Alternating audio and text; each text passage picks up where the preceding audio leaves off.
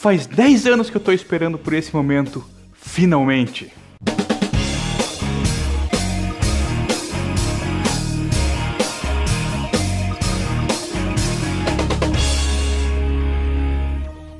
Começando mais Pedreira, eu sou o Mark Hulis e o Evanescence finalmente lançou um novo álbum de músicas novas.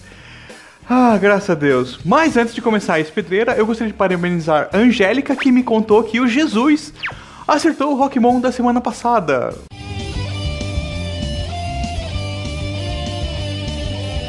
Então, parabéns, Angélica e Jesus. Vocês decidam qual dos dois é o vitorioso. Meus amigos, há 18 anos o Evanescence apareceu e mudou a cara da música. Numa época em que o underground ainda estava dominando a cena do rock, principalmente com os lançamentos, cara, no mesmo ano foi Cheshire Cat do Blink, Insomniac do Green Day, o primeiro álbum do Foo Fighters, o primeiro álbum do Silverchair, o Frog Stomp, e o Lemonade and the Brownies do Sugar Ray, que cara, são bandas muito fodas. O primeiro álbum do Alice in Chains. E é interessante porque, assim, é o momento em que o rock underground estava no seu ápice e ao mesmo tempo estava começando a dar uma impressão de que o rock estava chegando no fim, assim, o underground. Aliás, é bem interessante porque nessa época as mulheres estavam ganhando muito espaço. A Alanis Morissette lançou o terceiro álbum da banda, o Jagged Little Pill, que, cara, acho que na época era a maior banda da época. Garbage lançou o primeiro álbum. Joan Osborne, ela não a filha do Ozzy, ela lançou o Relish. Lembra daquela música One of Us? Cara, é um dos melhores discos dos anos 90. E nessa época, assim, o mundo parecia estar aceitando um pouco mais de experimentações. É um exemplo ali, por exemplo, o Silverchair, ele veio com um som um pouquinho mais pesado, um pouquinho mais introspectivo. O Alice in Chains veio com aquele grunge super pesado, super triste, né? Em contrapartida, o Foo Fighters lançando uma banda que era só festa, só zoeira, muito engraçado. O Sugar Ray, uma moda de ska e outras bandas parecidas. E ao mesmo tempo o hip hop tava ganhando ali um espaço nessa cena da música. Então o nu metal tava aparecendo e, cara, bem da verdade tava todo mundo esperando qual ia ser a próxima maravilha, né? Qual seria o próximo super lançamento. E daí então apareceu o Evanescence com o gênero gótico, né? É um super underground. E é uma coisa que, tipo, na época não fazia muito sucesso, mas já existia alguns exemplos bastante interessantes. Type O Negative, The Cure. Eles não eram bandas de mega sucesso. The Cure já tinha feito sucesso nos anos 80, mas esse gótico era uma coisa nova ali pro público pop. E daí o Evanescence pegou essa ideia e misturou com o metal. O metal também estava ganhando muito espaço nos anos 90, porque eles estavam saindo daquele metal farofa dos anos 80, né, os cabeludos, a galeria glam, o pessoal usando a meia calça da irmã, maquiagem e coisa e tal. E o metal estava se tornando uma coisa mais adulta ali, menos zoeira. Então a mistura desse gótico com o pop fez uma parada bem diferente. E ela deu uma apertada ali no pop, né? Não focando muito nesse mundo underground e focando um pouco mais numa construção musical mais simples e que tivesse fácil acesso para todo mundo. E voilá! Se tornou a parada mais foda do universo, assim. Eles realmente entraram e fizeram um sucesso incrível. No começo dos anos 90 eles até fizeram um sucesso mais brando, só que em 2003, quando eles lançaram o álbum Fallen, cara, o mundo veio abaixo. Até hoje o álbum vendeu 17 milhões de cópias no mundo inteiro. Eles receberam 7 discos de platina. E a música Bring Me To Life, cara, permaneceu por muitas semanas nas paradas da música. Na MTV, cara, nessa época, independente do programa que tivesse passando, provavelmente ia estar tocando Bring Me To Life.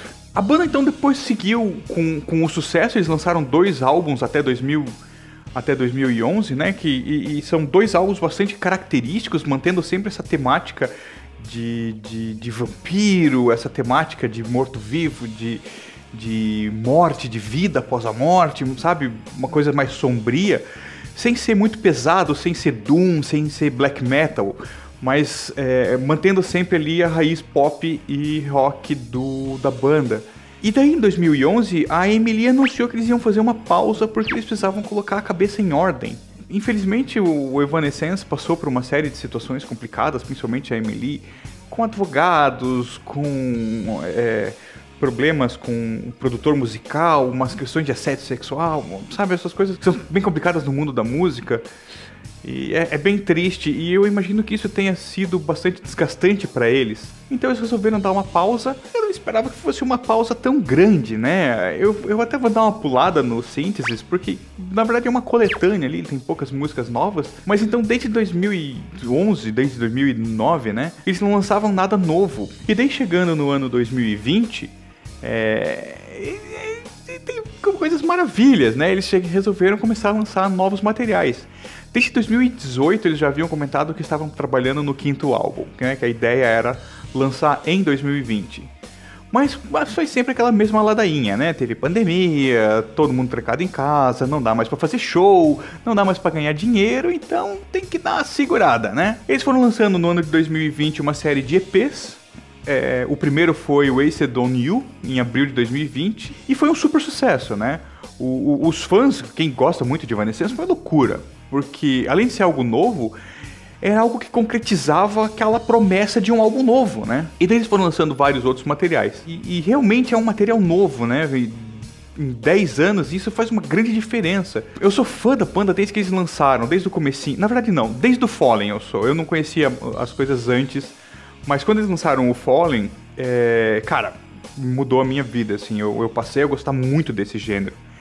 E eu fiquei muito feliz quando eles começaram a lançar materiais novos, né? E finalmente agora, na semana passada, eles lançaram o The Bitter Truth, que para mim parece realmente um álbum do Evanescence. Os temas, o vocal da Emily, as baladas, mas principalmente aquele sentimento pesado, sabe? Eu acho que é aqui que a banda brilha de verdade. Independente da qualidade musical que eles têm, que é fantástico, o feeling deles é o diferencial da banda.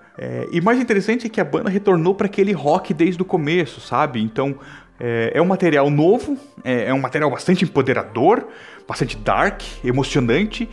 E dessa vez eles trouxeram até um pouco de tema político. Eu imagino que isso porque a gente está passando por uma situação complicada, né? Eu até comentei isso a música nova do Offspring, que eles também estão se politizando, então tem várias outras bandas que estão tomando essa temática, porque a gente precisa realmente melhorar um monte de coisas nesse mundo, né? Bom, sobre o disco. Cara, eu achei as 3 primeiras músicas fantásticas. Melodias poderosas, os instrumentos são bem pesados. E tem sempre aquela coisa, aquele super contraste que a banda costuma fazer, que, né, tipo, tá super alto, daí de repente dá aquela baixada, depois a gente volta aquele alto, muito interessante. A primeira música, Arctic Fat and True, é legal, mas ela serve como uma introdução, né, pra gente sentir o que vem aí e saber que vem algo pesado, algo soturno, mas que teria ali um certo contraste, um quê de esperança. A segunda música, Broken Pieces Shine, cara, essa é uma obra de arte. Ela tem um acompanhamento eletrônico com uma batida bem marcante, né? E aquele vocal super poderoso da Amy. Eu acho que serve muito pra você mostrar que ela ainda tá em forma. Ela realmente mostrou que o álbum inteiro ela vai continuar usando aquele poder vocal que ela tem e que ela sempre mostrou no passado. Apesar de que eu tenho a impressão de que essa música inteira ela trabalhou um tonzinho um pouco mais baixo. Eu não sou muito entendedor de vocal, então se alguém aí entende pode me dar uma ajuda, vai que eu tô errado, né? Mas realmente eu tenho a impressão de que ela deu uma baixada no tom. Talvez a idade possa estar trazendo alguma coisa. Posso estar errado. Na sequência vem The Game Is Over, que é bastante interessante. Não é a minha música favorita do álbum, mas engraçado que é a música que eu mais ouvi do álbum inteiro. Provavelmente porque é o segundo single que eles lançaram, e eu achei bem melhor do que Wasting on You. O que eu acho bastante legal é que dá pra perceber que a Amy manteve o conceito de usar o vocal como instrumento. Várias vezes ela usa aquela vocalização que parece ser um solo de guitarra e coisa e tal. A música parece que vai se perdendo, não na qualidade, mas no controle, sabe? Parece que ela vai entrando numa loucura, um frenesi, a música vai ficando mais pesada, mais louca, a atmosfera vai ficando visceral, até que dá vontade de pular da cadeira e ficar pulando como se estivesse num show, sabe? Eu acho que vai ser uma música muito boa de tocar em arena, sabe? Tipo aqueles showzão, mega palco e coisa e tal. E a galera... Depois vem Yeah Right. Cara, é um senhor contraste, né? Aliás, é um contraste com o resto do álbum até então. Porque essa música começa com um grande pop eletrônico que no começo até me dá a impressão de ser bem sem alma, sabe? bem robótico, mas de repente você percebe que você tá batendo o pezinho junto, a batida vai ficando mais animada, ele vai te levando o espírito, e daí no meio da música aparecem mais elementos de rock, o refrão é bem mais pesado, e ele vai fazendo uma cadência, até que de repente ela dá a volta e bota aquele vocal super alto e fica muito fantástico, cara. É mágica essa música. Na sequência vem Feed in the Dark, que é uma música bastante interessante. É a música que eu acho que é a mais interessante do álbum. Eu não acho que é a melhor de todas, mas eu achei ela bastante completa, assim, complexa. Ela tem uma série de elementos pós-punk misturado com aquela questão sombria da banda, sabe? Ela começa com um vocal bastante leve e ressonante, e com uma série de sons distoantes no meio dessa entrada. Aí entra a guitarra fazendo tanã, de vez em quando, tanã. E de repente entra a bateria moendo, junto com o riffzão de guitarra.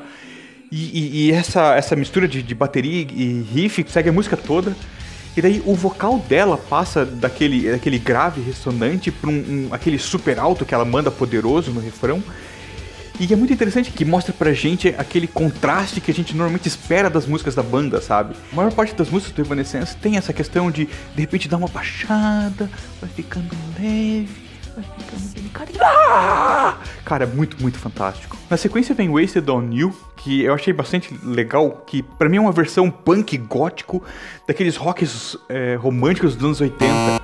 E no meio da música ela vai meio que se mudando pra uma daquelas músicas dos anos... uma daquelas baladas dos anos 80, no refrão principalmente, sabe? Então ele é uma música que traz muito sentimento e muito sofrimento. Só que, cara, ela é muito bem executada. É a primeira música que eles lançaram, né? O primeiro single, é a música que lançou o projeto pro mundo. E meio que deu o tom do que as pessoas devem esperar. Cara, a música é muito bonita e ficou muito legal. Muito interessante a próxima música, Better Without You. Cara, a música é muito boa. É muito interessante que eles colocaram a música depois de Wasted on You e Feed in the Dark, porque mostra assim uma questão de retorno, sabe? Então, as duas músicas anteriores você tem uma série de sofrimento e vai tudo caindo e você vai morrendo, vai definhando junto com a música. E daí quando chega Better Than You, ela mostra um sentimento de revolta, de rebeldia, mas principalmente ela demonstra que não foi derrubada. Eu tô aqui e ainda tô poderosa. Agora eu vou ter que dar uma parada, uma respirada, e eu vou gastar alguns segundos pra falar dessa música. Use My Voice é de longe a minha música favorita do disco.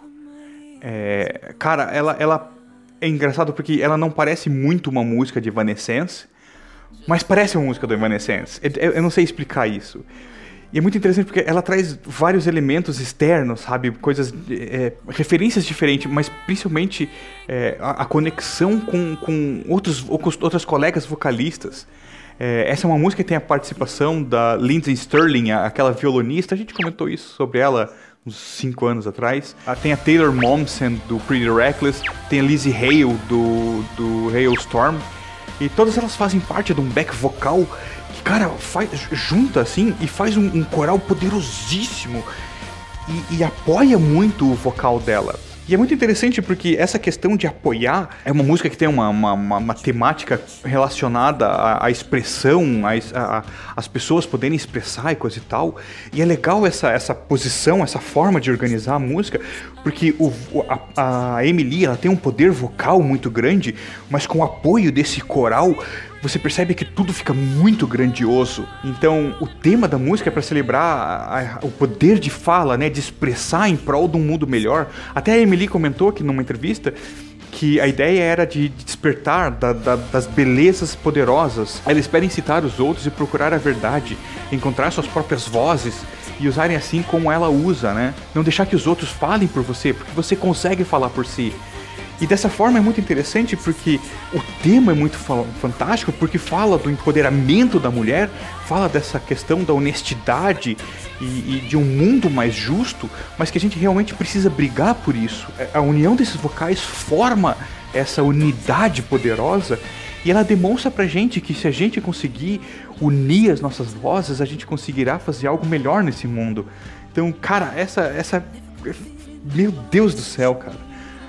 Eu achei a música muito fantástica, mas depois que eu li sobre a música, cara, ficou muito mais fantástico dentro da minha cabeça. A história da música dá um poder. E aqui o disco ele dá uma variada interessante. A próxima sequência de músicas, ela foge um pouco do padrão. Takeover é uma música um pouco diferente de tudo que eles costumam fazer. Ela tem uma batida bastante quebrada, ela é quase toda focada na bateria, com um refrão bastante empolgante, sabe? Em contrapartida tem a leveza da voz da Amy, que contrasta bastante, principalmente com o fim da música, quando tudo fica um pouco mais preenchido, fica parecendo um pouco mais de heavy metal e um pouco menos gótico, né? Heavy metal bem função, bem heavy metal clássico, e esse contraste com a voz dela fica bastante interessante. Isso que eu quero dizer, nesse fim de álbum, parece que eles se deram um pouco mais de liberdade pra experimentação, e logo em seguida vem Far From Heaven, que, cara, pra mim matou uma nostalgia de ouvir Evanescence do passado. A música começa com o piano e aquela voz limpa da Amy, sabe? Toda ela é focada nisso. A música tem uma serenidade, uma delicadeza. E é surpreendente principalmente o fato dela estar no meio de um álbum tão poderoso. Principalmente colocar entre Takeover e Part of Me. Porque são duas músicas super poderosas, super gritadas, super rock, super metal. E aqui no meio você tem essa leveza, parece uma música clássica e coisa e tal. Então, aí logo em seguida vem Part of Me, que pra mim parece o começo do fim, sabe? É uma música que traz um pouco de elementos de todas as músicas anteriores do álbum, como se fosse um resumo da obra, sabe? Então tem vários momentos com os vocais altos da Amy e vários daqueles graves que de repente sobe e você não sabe nem como ela faz. E por fim vem Blind Belief, que pra mim é uma típica música do Evanescence. Começa com piano, a banda entra toda na porrada, aquele super vocal poderoso da Amy serve como um instrumento e pausa. Tudo fica leve, daí começa a crescer novamente, porrada. E daí, tipo, toda essa variação até que a música acaba. E te deixa com gostinho de quero mais. E eu acho que esse é um jeito muito fantástico de você terminar um disco, sabe? Eles se apresentaram uma série de coisas diferentes, eles apresentaram muitos conceitos musicais, misturas musicais. Então teve os eletrônicos, teve os mais góticos, teve algumas músicas mais dark, teve algumas músicas mais heavy metal, teve aquele clássico, pianinho, uma variação muito grande de vocais. E daí, de repente, quando termina, cara, você realmente ficou esperando alguma coisa a mais. É um álbum só com 12 músicas, podia ter 45, que eu acho que eu ouvi todas.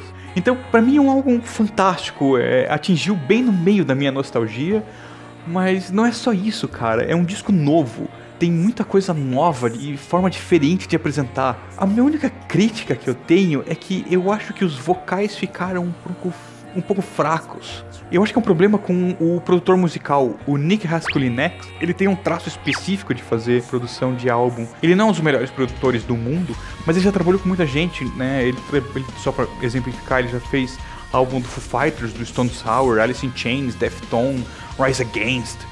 E tem uma característica muito grande nesses discos que ele costuma focar muito na cozinha, sabe? Baixo muito forte, é uma guitarra bastante grunge, sabe? Bastante distorcida, mas principalmente o foco na bateria.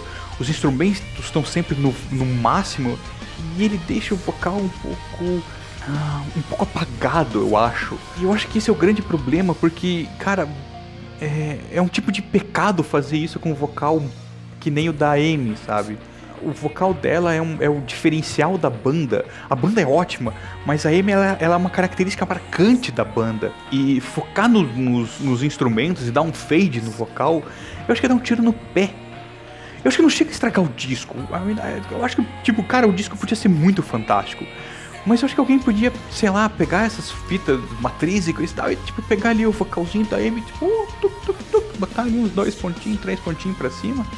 Porque, cara, as músicas são muito fantásticas. Só o vocal que às vezes até parece um pouco trabalhado demais. A Amy não é uma vocalista que precisa desse trabalho.